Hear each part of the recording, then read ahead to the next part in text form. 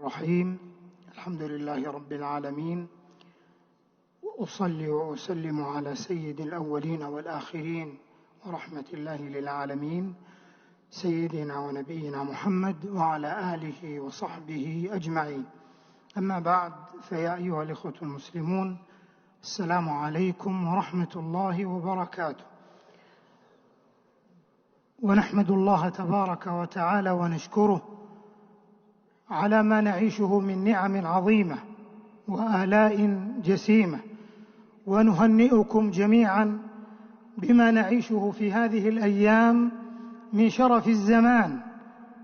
في شهر رمضان المبارك، شهر الخيرات والبركات، شهر القرآن والنفحات، شهر التلاوة والتراويح والدعاء والتسابيح. فنحمد الله تبارك وتعالى ونشكره على هذه النعمة، وإن من شكرها أن نغتنم أوقات هذا الشهر الكريم بما يقربنا إلى الله عز وجل من حسن الصيام والمحافظة على القيام،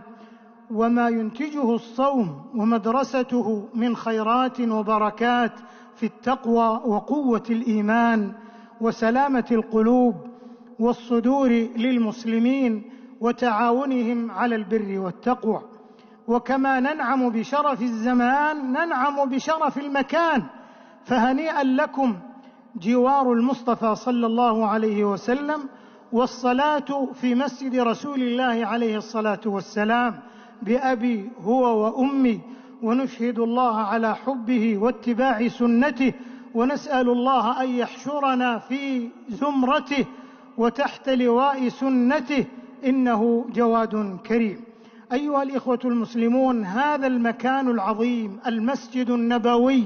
الشريف له فضله العظيم ومكانته الكبرى ومنزلته العظمى، فالصلاة فيه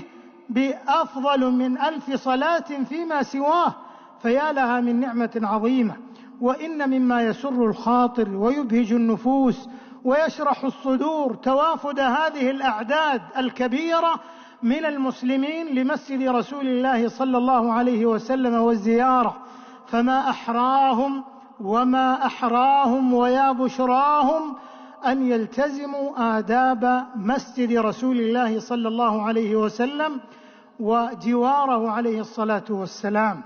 فيحرصوا على الآداب الشرعية والأخلاق النبوية. نحن في مسجد رسول الله صلى الله عليه وسلم ينبغي أن نستقي من مدرسته في الأخلاق والقيم، وإنك لعلى خلق عظيم في الرفق والرحمة والصبر والتراحم فيما بيننا والتعاطف والتآلف والاجتماع والتعاون على البر والتقوى وخفض الصوت وعدم رفعه في مسجد رسول الله عليه الصلاة والسلام. يا أيها الذين آمنوا لا ترفعوا أصواتكم فوق صوت النبي ولا تجهروا له بالقول كجهر بعضكم لبعض، والنتيجة خطيرة والعاقبة عظيمة، أن تحبط أعمالكم وأنتم لا تشعرون. إن الذين يغضون أصواتهم عند رسول الله أولئك الذين امتحن الله قلوبهم للتقوى لهم مغفرة وأجر عظيم. كما ينبغي أن نعلم يقينا أن هذا المسجد إنما أنشئ وأسس على التوحيد وعلى التقوى والرضوان وسنة رسول الله صلى الله عليه وسلم، فلنحرص على تقوية الإيمان فيه واتباع هدي رسول الله صلى الله عليه وسلم والعمل الصالح الصادق الخالص، ألا لله الدين الخالص، واتباع سنة نبينا صلى الله عليه وسلم، فهذا عنوان محبته. قل إن كنتم تحبون الله فاتبعوني يحببكم الله ويغفر لكم ذنوبكم، من عمل عملا ليس عليه أمرنا فهو رد. وما يفعله بعض الإخوة هدانا الله وإياهم من انشغال أنفسهم في غير العبادة وتحويل المسجد مكان العبادة إلى غير ما هيئ له، لا شك أنه من السلوكيات التي ينبغي أن يحذرها من أراد ما عند الله عز وجل في مثل هذه المواسم التي تفتح فيها الجنان وتغلق فيها النيران وتصفد فيها الشياطين، من أين يشبه هذا الزمان زمان؟ وكذلك أيضا في شرف المكان، هذا المكان المعظم الذي درجت فيه مدارج النبوة وسار فيه صحابة رسول الله صلى الله عليه وسلم، فينبغي أن نتأدب بآدابهم وأن نسير على سنتهم وما كان عليه سلف هذه الأمة رحمهم الله ورضي عنهم. وما يعمد إليه بعض الناس من انشغال أنفسهم بالتصوير والهواتف المحمولة وضياع أوقاتهم، لا شك أن هذا ما لا ينبغي للمسلم أن يفعله، لا سيما مع شرف الزمان والمكان. كذلك ينبغي أن نحافظ على نظافة هذا المسجد وصيانته وتطهيره، وأن نتعاون مع الجهات المعنية والجهات الأمنية، فرجال أمننا وفقهم الله يبذلون جهودا كبيرة في حفظ أمن وسلامة زائر هذا المسجد المبارك، فينبغي علينا أن نلتزم التوجيهات من هذه الجهات المعنية، لأنها تسعى إلى أمننا وإلى سلامتنا، ونؤدي العبادة في بيئة آمنة مطمئنة سليمة من كل ما ينغص آداب هذه العبادة وخشوعها. وينبغي لمن يصطحبون الأطفال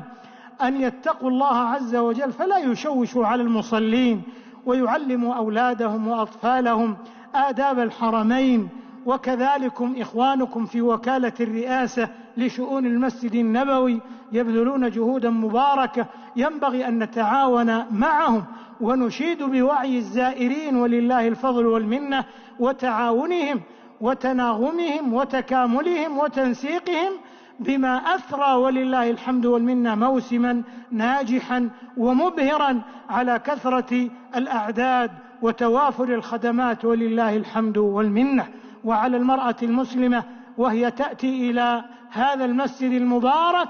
أن تتأدب بآداب الحجاب والعفاف والحياء والحشمة، ولنلتزم جميعا بآداب الحشود والتفويج وعدم المزاحمة وإيذاء إخواننا المسلمين، سواء عند الأبواب أو في الدخول أو في الخروج أو في الروضة الشريفة، فهذا المكان كله بركة وكله خير، وهو روضة من رياض الجنة. ونسأل الله أن يثيب خادم الحرمين الشريفين وولي عهده على جهودهم المباركة في خدمة هذا المسجد الشريف وخدمة زائريه، وكذلك حرص أمير المنطقة وفقه الله ونائبه، وتعاون الجميع بما يحقق المقاصد والأهداف الشرعية والأنظمة المرعية. نسأل الله أن يتقبل منا ومنكم صالح الأعمال، وأن يجعل صيامنا مقبولا وعملنا خالصا سديدا